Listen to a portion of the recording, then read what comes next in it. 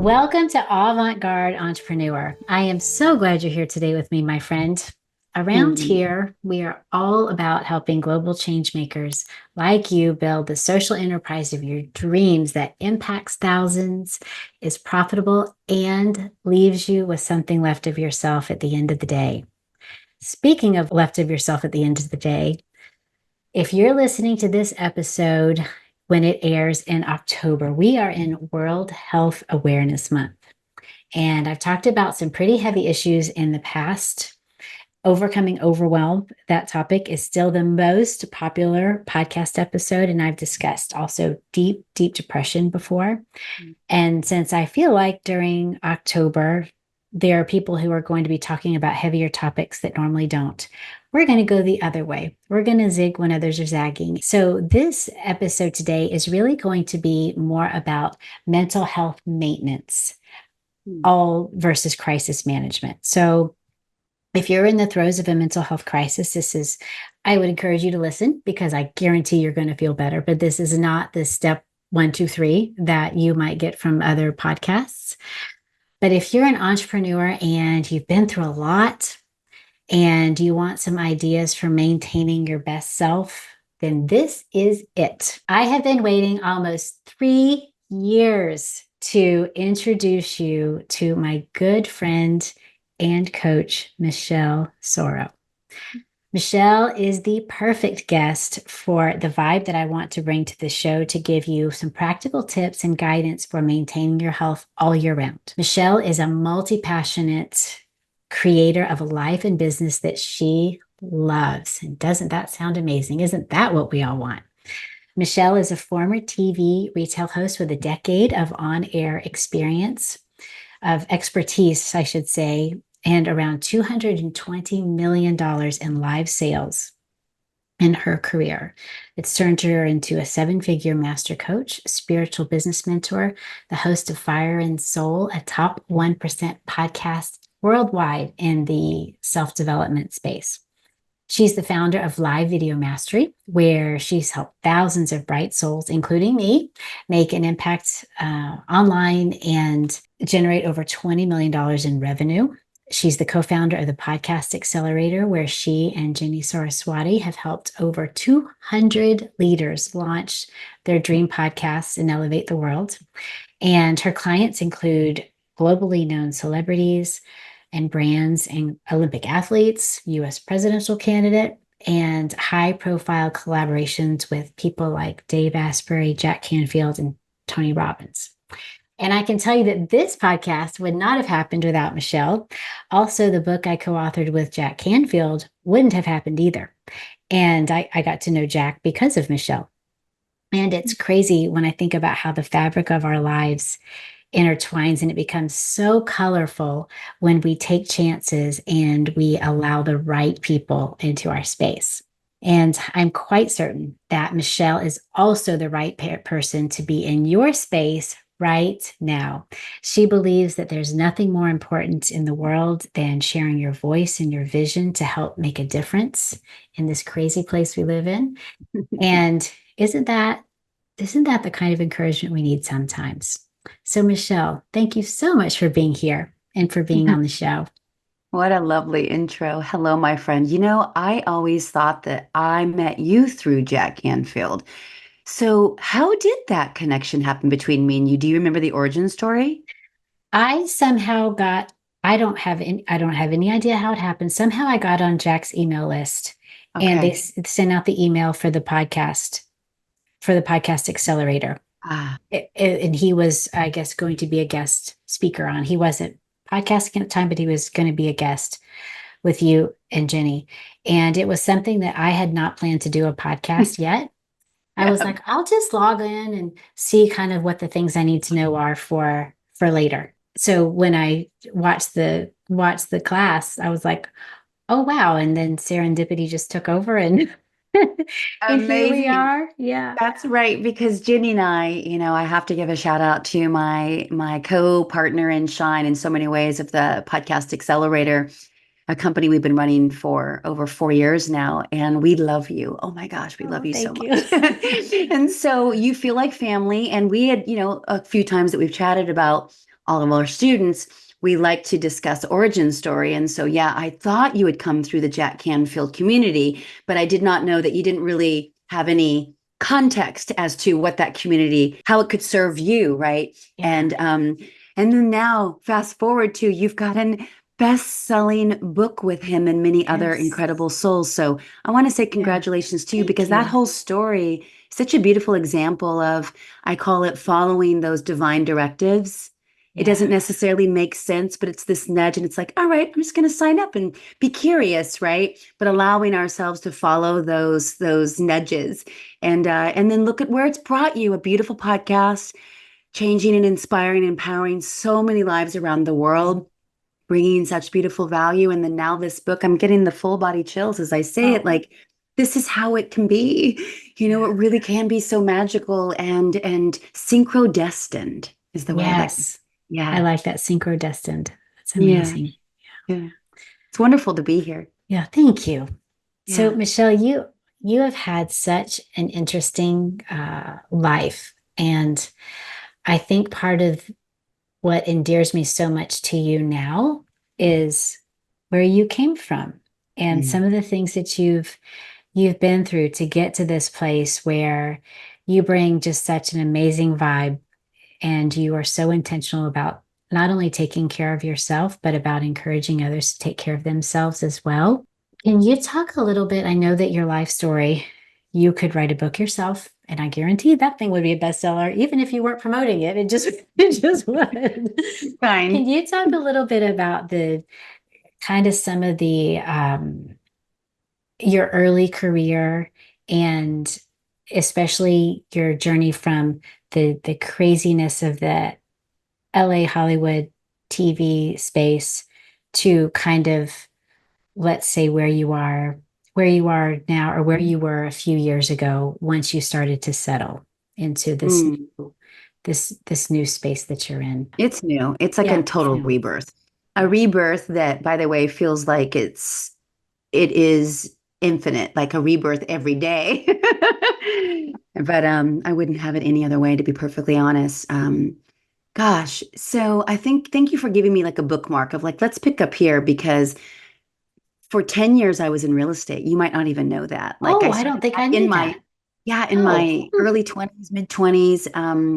I was in real estate, Beverly Hills to basically Malibu, so LA area. And then all I wanted was to be a full-time television host. That's all I ever wanted and dreamed of and had on the vision boards, and everyone knew that was my dream. And I'm laughing because I was very vocal about it. I'm not laughing because I'm making fun of it. Like, it was a very strong intention and desire of mine for many, many reasons. And so never came close. I mean, I would like tested a bunch of networks. I was always that girl who would do like the final screen test of like me and one other person, but not get the job. There's a reason for oh, that. yeah. Rejection is always redirection. But then I got a few things, and I was on Bravo and a couple of other things. And then all of a sudden I saw this audition for like QVC and HSN. They both came in like the same time. I was like, oh man, that is not extra. That's the show I wanted to get on, that entertainment news show that's been out forever, like 30 plus years, and won, I don't even know how many Emmys and all of that, right? Mario Lopez was the famous host for decades on that thing. So that's what I wanted. QVC and HSN were not that. So I had reached out to a few of my friends just saying, have I completely gone to the gutter? Like, to even consider this, because I would have had to move from Southern California to either Pennsylvania or to Florida, and neither of which at all sounded appealing to me because I love California. But they were like, not at all. Are you kidding? Like, this could be a great stepping stone. This could be a great opportunity. Who knows what you'll learn? Who knows who you'll meet? Like, go for it. Like, what can it hurt just to go for it? But I was having a very big ego. Like it was like, oh God, this is the worst. But then my agent, who did represent people like Mario Lopez and everyone on television in the news and entertainment news categories, Kenny Lindner, let me give him a shout out. He said to me, Michelle, this will be like a graduate degree in live television and the world. He knew this was way back in 2010. He was like, the world is shifting. Everyone is moving toward more live everything. He was so right. Wow. And he was like, so go get the experience, do it 2 to 3 years and come back and we can get you any job in LA. Well, when you hear your agent who represents the best, the ones who are full-time working, you're like, all right, okay, we're going to go do this. And so I was blessed to get down to the final two at QVC, didn't get it. But then 3 days later, after a multiple back and forths to Florida, I was offered a position at HSN. I took that job. It was exactly 2 years, 10 months. That's where I sold about 200 and I don't know, maybe $15 million worth of stuff and learning how to sell really, which turned into learning how to share, just communicate, have a conversation on live TV. First of all, it was a hot mess the first 18 months. I mean, it was so bad. It was so embarrassing. They bury the new ones in the overnights so that no one can see them learn in front of America. And you're thinking about what you're saying. You're definitely obsessed with how you look. Do I look thin enough, young enough, skinny? Or skinny? That came up twice. Pretty enough, whatever. I mean, that's going to be there. And then one day, I remember I was selling this really big turtleneck in the color teal. It was like a Twiggy. Remember her, the supermodel from way back? Oh, yes, yes, yes, Before yes. our time, but Yeah, still, like yeah. we had definitely heard of her. Okay, so there was this whole brand. She wasn't there. It was the overnights, but I was selling one of her sweaters and something clicked in. And I remember that moment, it was like I was no longer thinking about what I was saying and how I looked. I was just simply being. And then I started to break a lot of records, a lot of sales records in the overnights. So you think they're going to let someone out of the overnights? No, because we were tripling quotas. And so they were like, we're going to brand you. We're going to give you your own show at like 2 o'clock in the morning, East Coast time because it was 11 p.m. on the West Coast, and all those West Coast ladies love their California girl, right? Mhm. But I realized, oh my God, I'm never going to get out of the overnights.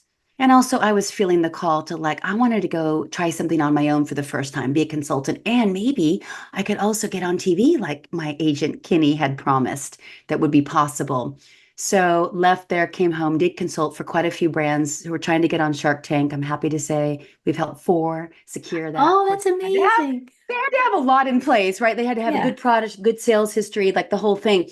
My job was just to help them really perfect their presentation, Mhm. make it feel conversational and easy and authentic. And then also I helped a ton of brands, Trish McAvoy, just a ton of brands really boost their sales on the networks. So that was working, but I was still not anywhere near extra, which was the dream.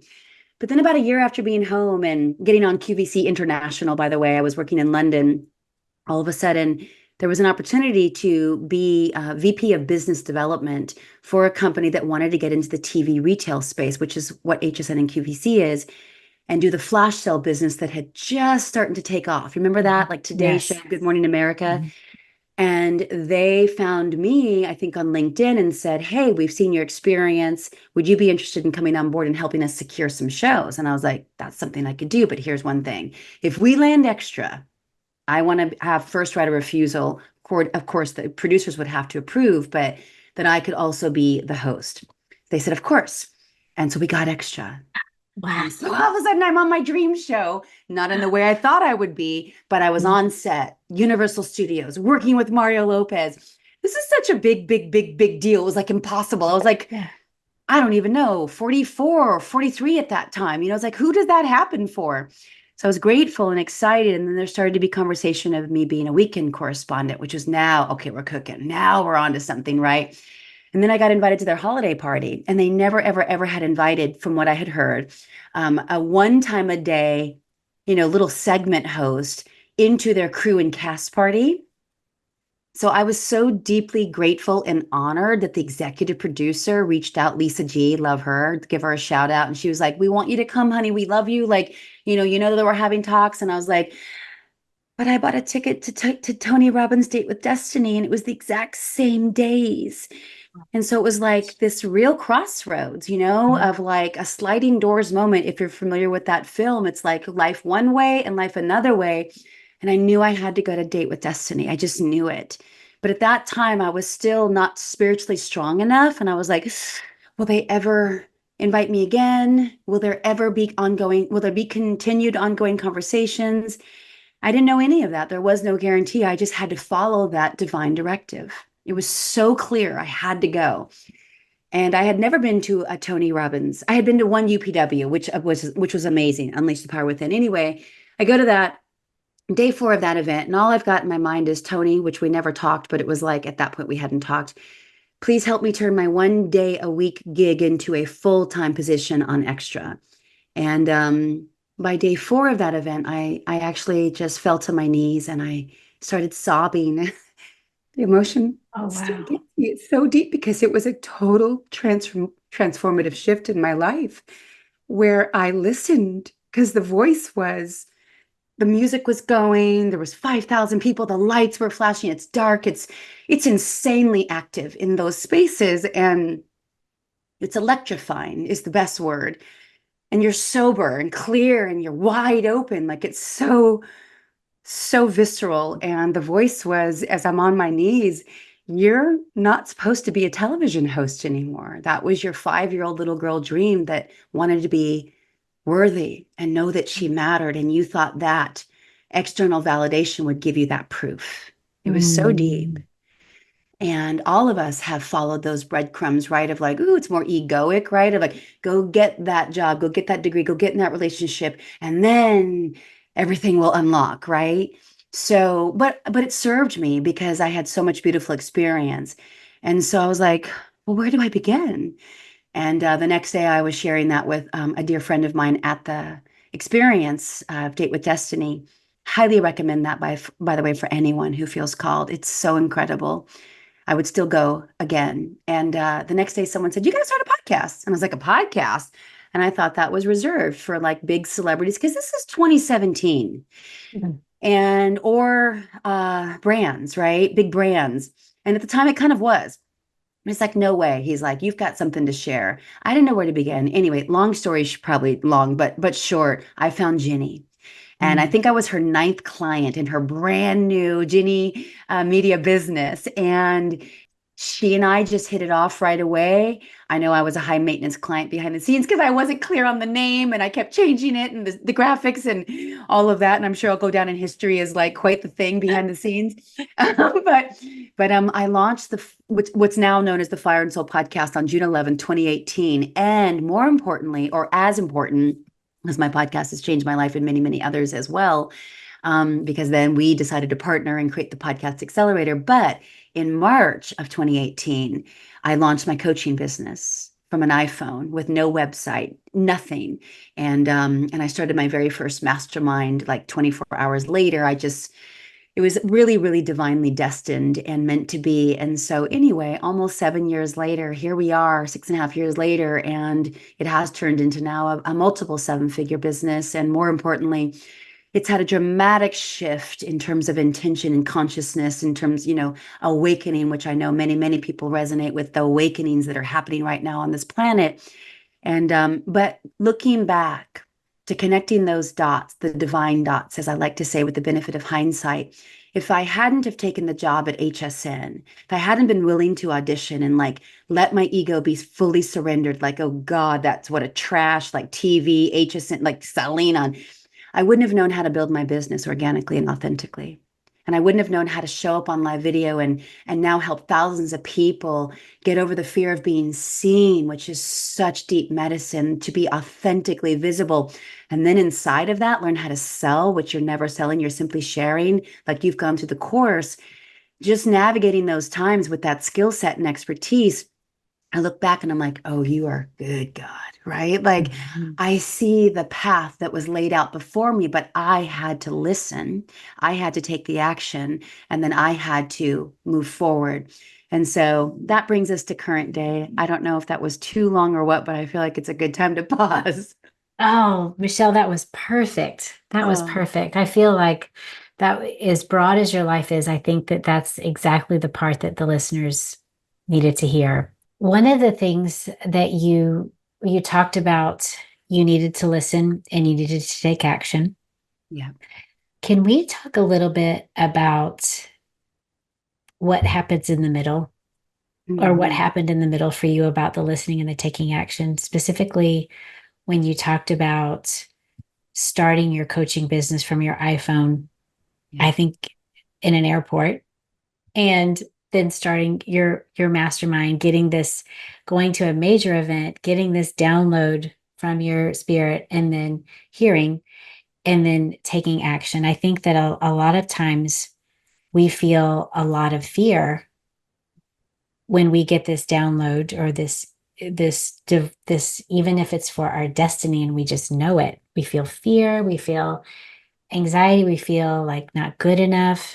As you look back, what was it that was in you? How did you go from hearing to taking action so quickly and staying on course? Such a good question. And not an easy answer because learning how to listen, and I wouldn't even say that I was very skilled at this back in 2017 when this was going down, the beginning of December of 2017. My listening has definitely evolved, and now I rely on it. There is nothing that I do if I don't listen. And then I vet, actually, I have a team that I vet through that's in the celestial realms. That only started happening about 3 years ago, specifically deeply about a year and a half ago.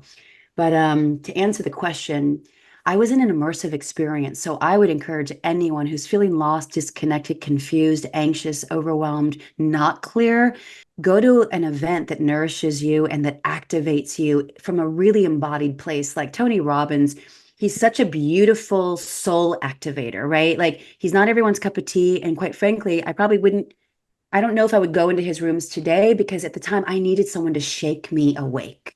I Mm. needed someone to remind me of my power. And I look back and I'm like, it was pretty egoically driven.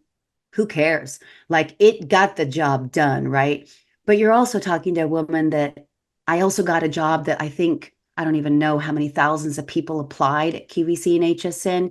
So there is something to be said for that self knowing of it's going to happen. Now, back in the day, it was driven by more masculine energy. And nowadays, that I can whip out on a pinch, in a pinch, but I really am in a whole different flow today. But okay, we'll go back. So, that moment of hearing that, of course, like, no way, the doubt, right? But it was such a strong message. It was like, I got to see this through. But I was in a beautiful, immersive environment where it was like, you had the fuel like embedded into you if you really played full out. And of course I did. I was like, I wanted to be there. I gave up the event to be at the holiday event, right? So I played full out. I think I was the first one to enter the room. I was the last one to exit the room. So I'd be there at 7 a.m., roll out at 2 a.m. I didn't care if I slept. I mean, I was there because I knew that I was literally going to meet my destiny, but I thought it was about extra, right? So that listening piece, there's going to be doubt, there's going to be all the confusion. And so then it becomes what I think it really comes down to is the discernment. And the discernment is the big, big question everyone says is, well, if I hear a message, well, first of all, how do I even hear the message? How do you hear the messages? Most people, and I don't know what the listenership's habits are like, most people don't have any awareness or access to that because it requires us to slow down. It requires us to turn inward and to get still. And we are on such high information overload, stimulus overload, distraction overload that we don't even know how to be off of our devices for 10 seconds. And even when we are, we've got like three screens open, a laptop, a tablet, a phone, right? So just unplugging completely and really learning to tune into that wisdom. So it's a nebulous answer, but the reality is that first of all, learning how to slow everything down so that you can turn off the busyness, the noisiness to discern, is this a message that's in the highest? This is what I would say. This is what I would say today. So we're getting the benefit of the hindsight from back then. Here's a good question. This is a good barometer. Is this for me and about my will and about my stuff? Or is this in service to others, to all? And if it lands in the latter, then it's probably a good thing to take action on, irrespective if you feel qualified, capable, or competent enough. Because if it truly comes from like the celestial realms, right? Intuition, which I think is our soul speaking to us. It's the keeper of the promise that we made before we arrived onto this planet, right? So this is the wisdom that's living within us. And all we got to do is just unlock it. Listening is that first step. But if it's in highest and best for all, then it's like, all right, it has everything within it to be met with success and full on manifestation. But that is the barometer and the qualifying factor. Is this about me and mine and my will in service to self? Or is this in service to all? Back then, it was service to self. It was disguised as service to all. But I didn't know until I went on a deep, deep spiritual healing journey these last 3 years that I didn't even know I needed, by the way. Mhm. Most of us don't.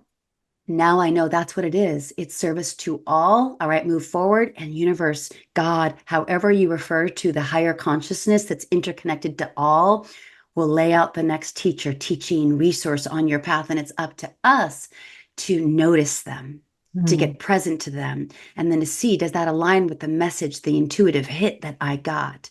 So does that kind of land? Does that make sense to you? It does. And it's very much in alignment. I wouldn't say I say it on every episode, but I say it a lot. I actually just got off of a call with a group in Bangladesh that it's called Blood Bag, and it's run all by teenage volunteers from like 17 to 21. And they manage blood transfusions because to Mm, keep people from dying in Bangladesh from the loss of blood. mm. And so I just got done saying it. Quiet time is so critical, even if it's 10 minutes a day. It's having that space where you know that it's your spirit, it's God, it's the universe giving you that giving you your divine downloads so that when you're in the chaos of the day, that's not the time to make a drastic decision. But whenever you know that you have a consistent quiet time where that's where your spirit meets you I couldn't and agree shows up. more. Yeah. And then what ends up happening for those who want sort of more of, there's no advance, there's no hierarchy in any of this, but just sort of a deeper experience is, then what happens is that you can absolutely discern through devotion, through consistency. Okay, was that soul? Was that Mhm. highest self? Was that God? Was that my angels and guides?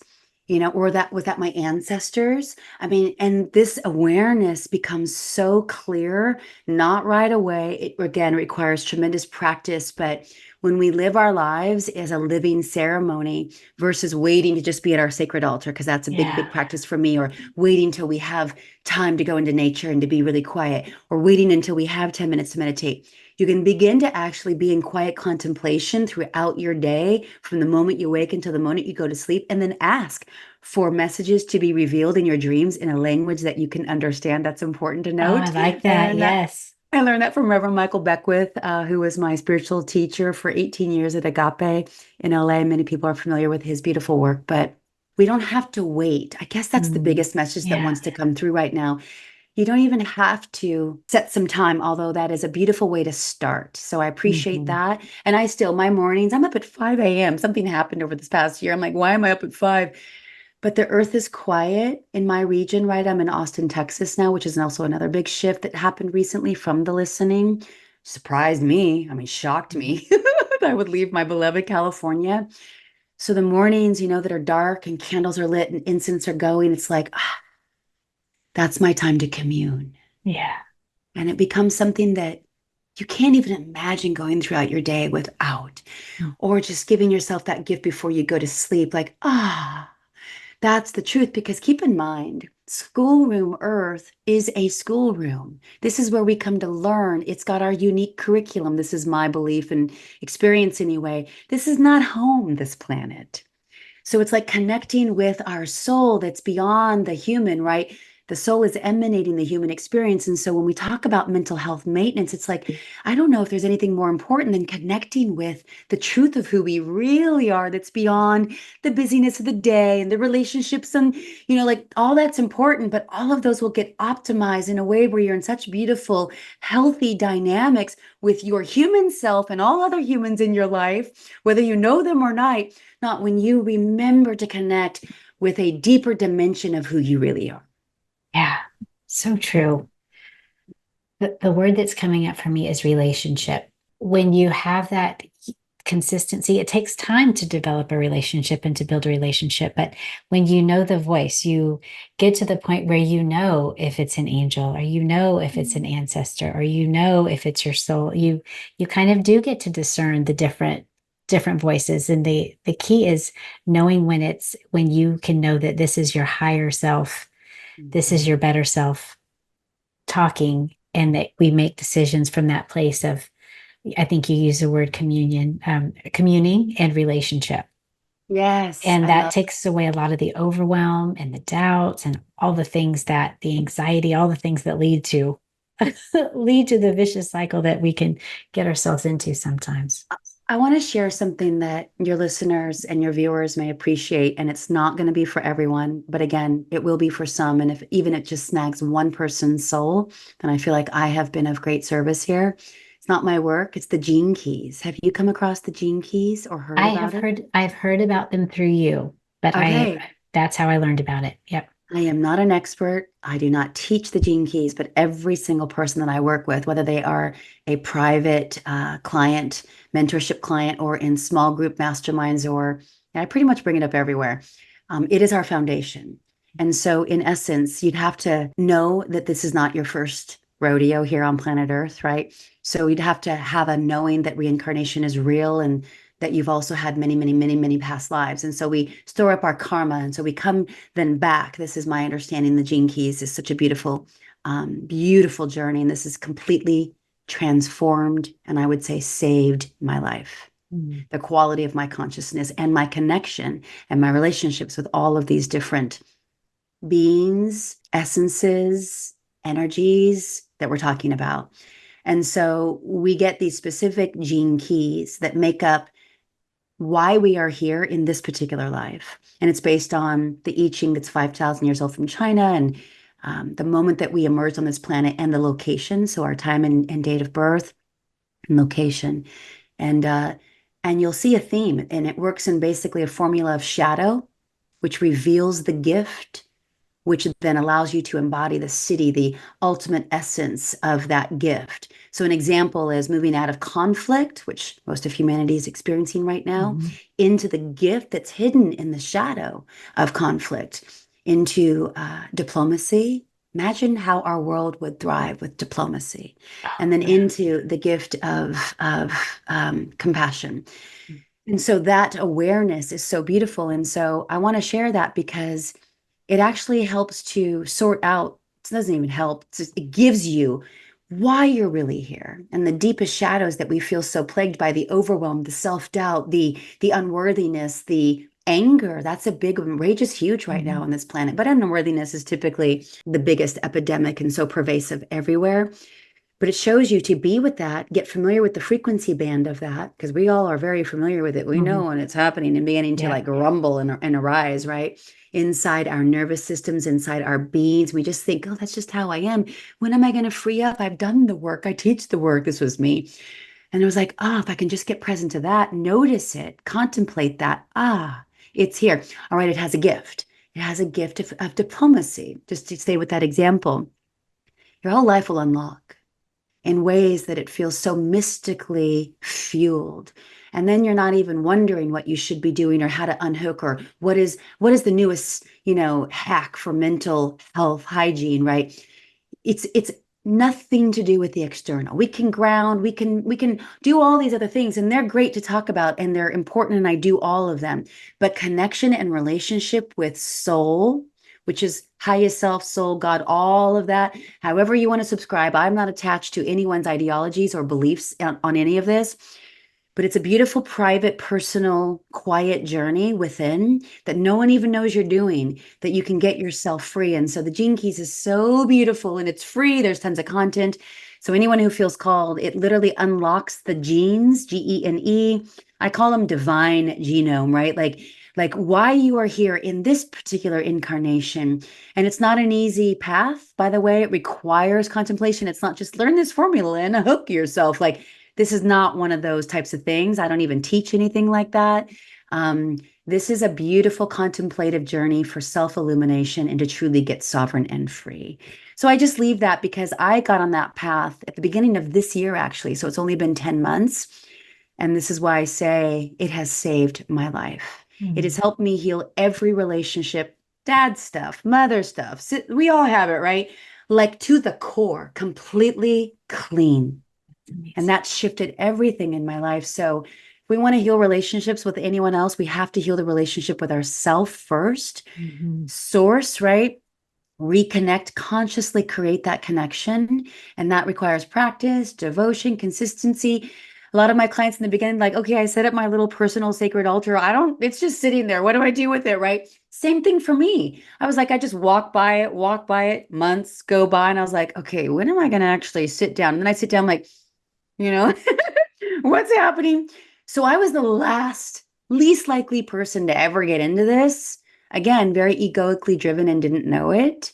And so my awakening was spawned by seeing some horrors of the world that weren't easy to see 3 years ago. And started with the whole lockdowns 3 and 4 years ago. But then that journey, as hard as that was at the time, led me to a beautiful path that I'm now on. So anyway, I'll pause again, but I just feel like I want to give a shout out to the Gene Keys because it's such a beautiful living wisdom Mhm. that's fluid and organic and alive within us, just asking for us to unlock its hidden gifts. That sounds amazing. That sounds It incredible. is. Yeah. I think that people who are listening and watching, they might wonder, well, how does she do so much and still make time for so much learning and being so in tuned? Can you talk a little? I know that you moved recently, so all of Mhm. your patterns might be a little bit topsy turvy right now. That's right. But can you talk a little bit about? I'm sure that there is no typical day in the life, but you mentioned getting up at 5. Can Hmm. you talk about maybe your either an ideal or a typical day? What are Yeah. some of the things that you do so that you're able to be connected with your higher power and still be able to be in the world? Mm. Yeah, But not how of you're it. Let's go yeah, with be the in the world biblical not of phrase. yeah, don't get too wonky, but yeah, you really that's one of the things I really love about you is that you really are so grounded in who you are and you're able to be so in tuned and so present when you're talking to me or when I've been in group situations with you. When you talk to someone, it's as if they're the only person in the room, and it's as if you're getting downloads and you're speaking it out. But how do you fit it all in? It's a Yeah. good question. I have a new relationship. This is like a beautiful conversation about relationships, isn't it? I have a new relationship with time Okay. and Cool. productivity and Yeah. my quote to-do list. I haven't called it a to-do list in about 3 years. I call it my to manifest in ease list. I like that, to manifest in ease list. Yeah, and that's helped a lot of women that I work with Mhm. because I'm allowing for miracles, which I believe are just our natural state of being. I allow for universe, my angels and my guides to be like, "Bloop, let me take care of that for you, right? So in other words, it's not a to do. I'm not doing. I'm more allow. This is going to sound probably out there, but I think you pick this up. I allow more of my being to inform the doing. So Mm. that did not happen right away. So to going back to, okay, how did I begin to cultivate that? And like this year, as an example, I work 4 days a week. It's my strongest year in business to date. So I'm really celebrating that. And by the way, the least amount of marketing publicly that I've ever done. And it's because the business that I'm really growing behind the scenes they're all private offerings. They've been private for the last year and a half. We'll see if it's always that way. Been very blessed just to stay on that really quickly because it feels like it needs to be mentioned because it's like, wait, how did that happen? In October of last year, so a year ago, I was at my altar, which is a huge ritual for me. And that is not here in this current temporary rental that I'm in for 3 months for the summer while I was getting a lay of the land. And now I think I found the right neighborhood and maybe the right spot. But anyway, I was at my altar and I asked God, and I didn't even use the word God before about 2 years ago. I'm a new age spiritual community kind of gal, and the word God got erased from the vernacular. And I just reclaimed it. Something shifted in me 2 years ago. I was like, no, it's God. It's not universe. It's God. That's me. But, to each their own. This is why I say, whatever that is for you, that you do you. And I asked God to be my business partner. Mm. And it changed so much. And then about 3 weeks later, I just got this really strong hit to ask my angels and my guides. It's a very different relationship than God, if they would help to magnetize. Though I had just gone to a Jack Canfield private retreat at his house, and it was it was very activating for me because I was pretty much in spiritual rehab for 2 years, going through that profound awakening. Like, I didn't want to be in the matrix, is what I called it. Like, it was hard to even just to get a pedicure because I felt so bad for the guy like scrubbing my feet or the woman scrubbing my feet. I would just cry. Like, I felt it was so out of balance. Why is he scrubbing my feet? It was a wild, wild time for me. And then eventually I was able to get into right relationship with all of that. Because for like a year, I was like, I'm not going to get a pedicure. I don't need a pedicure. Why did I need a pedicure? So it was like that was going on. It all felt so unnecessary. To have more than 3 outfits felt unnecessary, just all of it, right? And so anyway, I still don't have a whole lot of clothes. I wear the same things over and over and over again. I got scared to open up a higher end mastermind that I had never opened. And Jack and Patty Aubrey, his president for 30 years, they're like, "Do you know who you are?" Like literally shaking me by the shoulders. "Have you read your website? Do you know your bio?" And they were just being my kind guides and mentors, right? But they were like, "You need to launch this. You need to launch this within a week." And I got scared. I was like, "I don't know. Like, I don't know if they'll come." So I sat down on my altar after I had asked God to be my business partner. So all of a sudden they're like, "You got to do this." And I was like, "Okay, I'm listening." And then one of my best friends, she created the whole landing page. She's like, "You're doing it." But I was scared to put it out. And so I asked at my altar 3 weeks later, "Would you please help to magnetize?" Because I didn't want to market. I didn't want to go through what I had always gone through. I was exhausted by that model. And so I was like, "Will you help to magnetize those who need my magic, the medicine that I'm here to serve?" That's the way I would refer to it. I don't want to do it the way I've always done it. I don't think I need to. I think there's another way. And honest to goodness, 4 out of that sold out group, it sold out like in 3 days, I think. I did not know before they enrolled in the program. It was like a friend of a friend told me to reach out to you.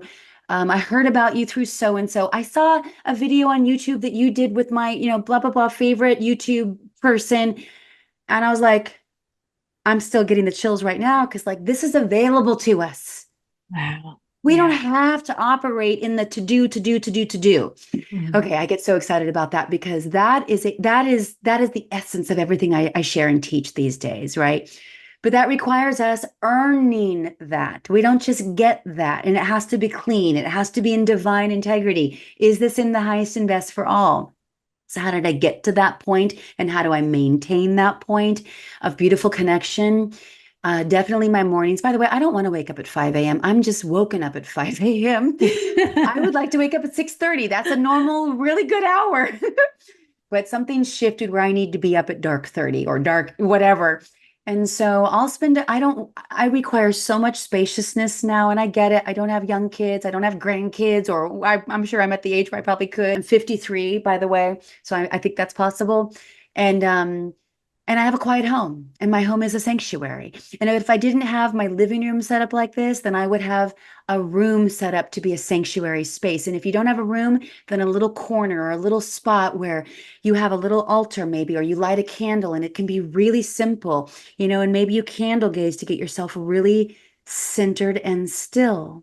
And then close your eyes. Now, what works for me, and I still do it to this day, although more and more I'm liking the silence, but to get me going, I would play a song on repeat and have the phone way over there so I'm not tempted to look at it.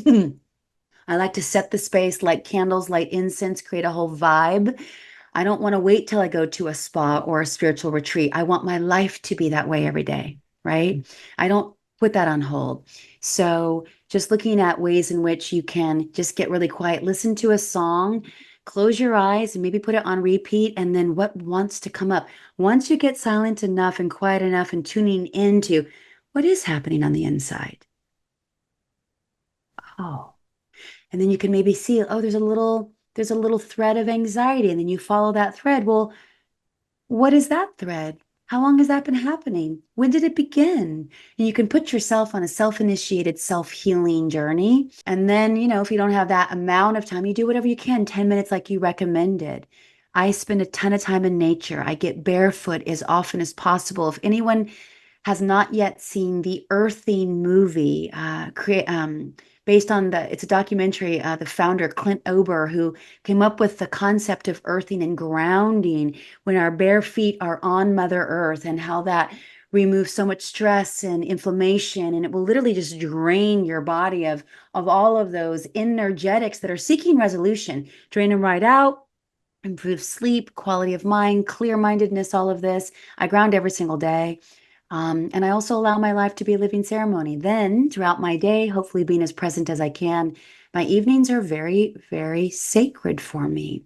I can't go to bed most nights unless I do like at least 15, 20 minutes of just getting quiet, tuning in.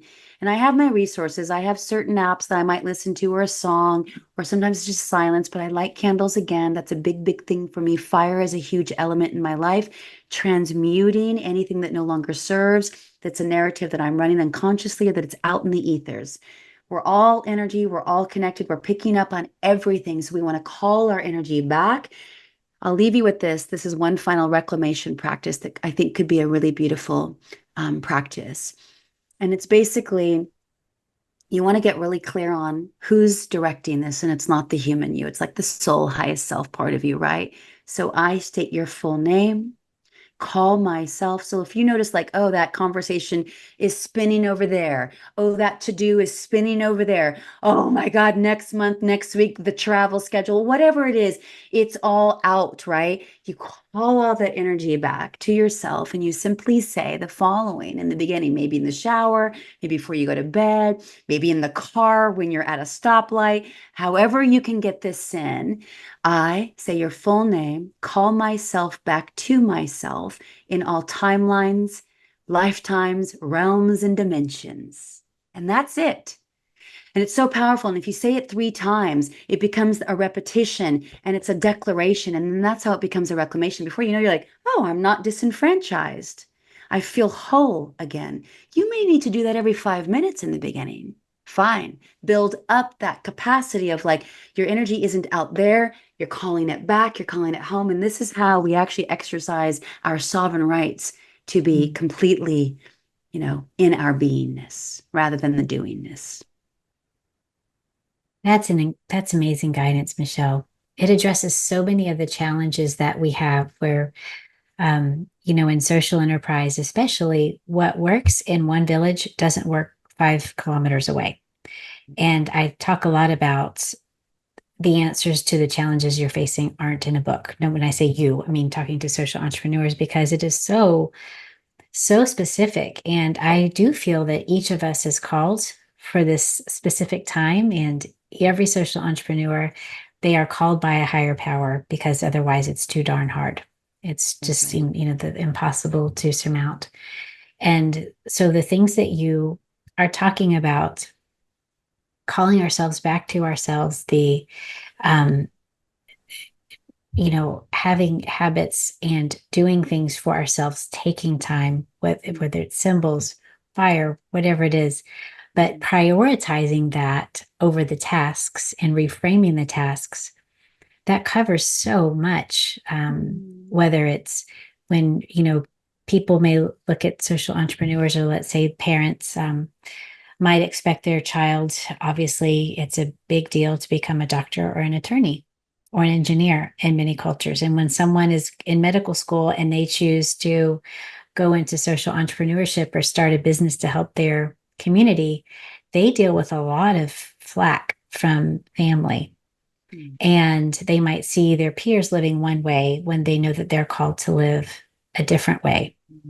Yes. So many of the challenges that social entrepreneurs in particular deal with the entrepreneurship side, plus the humanitarian nonprofit side, the compassion they feel, sometimes they're very helpless to because they just can't help their beneficiaries if they are in certain situations and that breaks their hearts. And the wisdom that you share with us is so powerful and it just covers so many of those things, the elements that social entrepreneurs deal with. Oh, So that's beautiful. And I wanted to yeah. add something about that because I have a lot of clients that I'm working with, actually currently, women who've had very successful coaching business, as an example, men in their roles of leadership, very similar type of drive and mission and vision pulling them forward.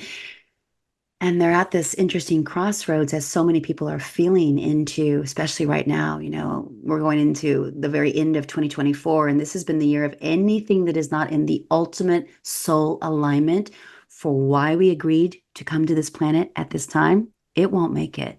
So what's happening is people are like, wait a second, I thought I was supposed to do this or do, but it's like, wait, no, we're being asked to rise up to what we really came here for. Now, that requires a spiritual courage that isn't Mhm. just, all right, well, we're going to make a switch here. So, this is why building the spiritual strength through devotion, through consistency, through practice and ritual, like we're talking about, even 10 minutes in the beginning, that reclamation practice, whatever it might be. This is a way where you can actually begin to tune in. And when you tune in, then you start to notice, and this is something that I feel called to share, that you are always supported and guided beyond your own. How do I do this? I should Mhm. do this. I shouldn't do that. I don't want to do this. I do want to do that, but what will they think? All that kind of stuff, right? What if I fail? What if I succeed? What if it takes too much time? All of it. And so we start to, through that awareness of consciously connected, we see for real, we know for real just how divinely supported and guided and oftentimes protected we are at all times. But it's on us to even have that awareness to notice what I call, it's like the three S's, the signs, symbols, and synchronicities, like we started with, right? And so most of the time we just blow them off like, oh yeah, we're like, I need a signier sign. That was me for the Yeah. longest. Like, and it was like in universe, God, your highest self, however you want to refer to that, will often show up in messages in three different ways. It's like the sign symbols and synchronicities, right? Of like feather brick truck. And what I mean by that is this is an invitation. This is something that you could be looking at. And we don't really pick it up. And the next thing we know, it's turned into, because it has to get our attention, to the form of a brick metaphor. And it's like, oh, we're like a shock, a scare, an eruption, health scare, all those kinds of things, right? We don't, we probably know what those things are. And then the truck, it could be death, it could be an exit, or it could be a severe illness where we're completely, incapacitated. And so we obviously would like to do our best to avoid the trucks. By noticing the signs, symbols, and synchronicities that we actually can see on our path because we're so attuned to ourselves and we're not letting the distractions of the very noisy, busy world telling us what we should be doing and how to do that and what to believe left or right or whatever that is, right? And instead, we're like, nope, I'm not getting caught up in that. I'm going to tune in because my internal guidance assistance is my supreme lighthouse, right? Calling me back home. And so this is why it's essential and I would say pivotal for the evolution of humanity that we've got to learn how to turn inward and to do the deep listening so that we can then have all these beautiful benefits that are awaiting us when we do. Oh, yes. So true. I like that deep listening because it's not about the surface stuff. It's about getting still and really tuning in. Yeah, for me, I've turned that into heart listening. Yeah, Mm. heart listening, right? And even with another, like right now, we're heart listening. But how often do we actually just pause and take that moment to listen from our heart? We quickly deflect, we're like, it gets embarrassing to have like an intimate just connection for a moment, but yet we're all starving for that. That's Mhm. mental health too. Like so many of us feel so alone in the world. Well, get present with your life, get present with what's not a random person in front of you. There are no mistakes ever or coincidences. This is my world. I live in a very magical, mystical world. But when you start to become aware that it really can be that way, you start to see that you're blessed beyond measure. Yeah. Absolutely. I don't want you to feel like you have to repeat yourself, but I do want to ask a specific question about something that you taught me that was so incredibly powerful. We are part of this wonderful group, the Podcast Accelerator Collective, the PAC, and it's a group of us that get together twice a month. And we're all podcasters. And it was so incredibly helpful for me, especially in the beginning, to normalize podcasting because it was such a foreign element to add. And now I just love the group. Mm, And it was in the beginning of the year, it was in a January. And this is the time when everybody is hustling. mm, And it feels like there's this frenetic energy all around the world. It's January. We've got to do something new. And even it seems like the Lunar New Year always is like January. It's always January, February. The piece of advice that you gave us in the pack that month was, how about you do nothing and see what happens? And I was in a place where I was ready to give that a try. Mm, I a long time ago stopped putting pressure on myself for January to make things happen. But I still felt this energy from just life. And when I did nothing, it was amazing how many mm, things came into place, and things that happened effortlessly. mm. You may not even remember giving that advice.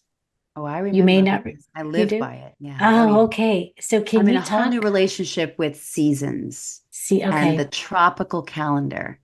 So most of Okay. us are following the tropical astrological calendar, right? So for those of us who are here in the West and experience January as winter, winter has never been the sea. It's never a time. It's a manufactured mechanism to keep us struggling, striving, aiming, right? All of that pushing, performing, proving. All it is exhausting. It's outdated and it is dying and collapsing before our very eyes, literally. And so it's winter for us, right? For half the world. And so it's a time to hibernate. It's a time to be. And then that reveals the manifest and ease list, right? It's like, oh, the being informs the doing. Like, and then what happens is that then what we do requires way less efforting, if any at all. And we are far more productive of what we would have maybe carved 4 hours on our schedule for to get it done. We're like, wow, which is super potent and clear. We're like, that got finished in 45 minutes kind of thing. But the tropical astrological calendar was actually created on a growing calendar. Hmm. And so it's really important to note that there are other like star systems to also be maybe considering to get curious about sidereal, Asterian, Vedic astrology. They're not using this. Think about that in the winter. It's like it's barren. We're supposed to be hibernating and like replenishing and resting and rejuvenating. And then in spring, boom, we're ready to go because we've completely nourished, right? All the seeds that were planted. And so I'm still very much of that same mindset. And it is so counterintuitive from how we've been, and I'll just use this term because I'm very, very clear that we've been programmed to just hustle, grit, grind. And that's how I used to operate, right? And many people take advantage of that mindset, especially if they're unconscious coaches and leaders, et cetera, of like forcing their teams, forcing their clientele to get into that mindset. And it's like, that's inversed. It is so backwards of the natural cycles of life. And when we get into the flow of the divine intelligence that's running the seasons in our demographic and our wherever we are geographically, if we start to get into the rhythm and flow of nature, watch the miracles show up in your life. Watch the abundance and the prosperity. It is really mind blowing and deeply humbling. You're like, it can be that easy. Now, I say all this, and I have to say something else. I'm a hard worker. I do have a strong work ethic. I just don't do it the way that I used to do it, and certainly not from the frequency that used to drive all my results, all my proof, my mask. Make sense? Yeah. So nowadays, Absolutely. it's like, I just trust, built up self love through my connection with self. And then that's the only way you can build up self trust. And that is the only way that, by the way, you can learn to trust the journey. And the journey Yeah. is listening for the signs, the nudges, the clues on our path. So there's a through line. I believe that this conversation, for those who can pick it up, it's really provided, which is like, oh, I mean, it really does start with me. Yes, Yes, it's it no really one does. else. It's nothing outside of you. Everything that you seek, all the wisdom, all the answers are within. All of Yes. that. Thank you for sharing that, Michelle. I'm going to ask one more question, but before I do, how do people find you? What's the best way to follow what you're doing and the wisdom that you have to share? I am everywhere at Michelle Sorro, and Sorrow Okay, is spelled Sorro. great. We will put that in the show notes for people to be able to Awesome. click on. So, my last question, Michelle, you've moved to Austin. All things are new. Can you share a little bit about right now with where you are? What is your biggest vision? What is the thing that's most exciting for you now? Let's say within the next, I don't want to put too much of a guardrails on it, but let's say for the next 6 months to a year, what is the thing that you're most excited about? Thank you for narrowing it down because I used to be that girl like, what's your 5-year vision? What's your 10-year plan? I was like, I can tell you about today. I mean, that's And about as much as I know. And I really mean that. Like, I mean, okay, I know that there's a collaboration, that's going to happen in late January with our fave. I know that Magnetic Creator is happening all year next year. That's my sort of higher end spiritual business women's mastermind. I know that there'll be 2 retreats that I lead that are sacred space and truly beautifully transformative. We work with plant medicine, and it's next level of unlocking our hearts just to live wide open. But what is really pulling me forward and why I moved to Austin is to be in community with a lot of like-minded people, just consciously embody the transformations that they say they are, to really be that. But it's actually, I feel really excited about learning trust law, Mhm, common law, mhm, equity law, which is not the law that any bar card carrying attorney here in the States or pretty much anywhere worldwide has learned in mhm. school. And so there's a lot of people truly getting sovereign and free, lawfully, legally. And it activated my soul so deeply when I first heard about this, which is not that long ago. It was March of this year. And I was like scared, so scared to even consider listening. And then it was like, it was really hard to understand. And it was just like confusing in the beginning. But that is actually why I'm here. And I'm in 2 law study groups, and I'm beginning to make really beautiful moves from the feminine spirit, like nothing heavy, nothing hard, like just moving through with diplomacy yet again, and grace, and a remembrance of my divine rights. And so I don't think that's going to make sense to probably a lot of people, but because it's probably sounds really vague, but that's what's really lighting me up. And this is what I'm most excited about. So getting truly sovereign and free, Mhm. um, that's the path that I'm on. And I'm already, yeah, pretty far down it. And it's just so incredible to be here. And even if people don't listen aren't understanding everything, maybe all the details, I think what is important is that you just got this message in March.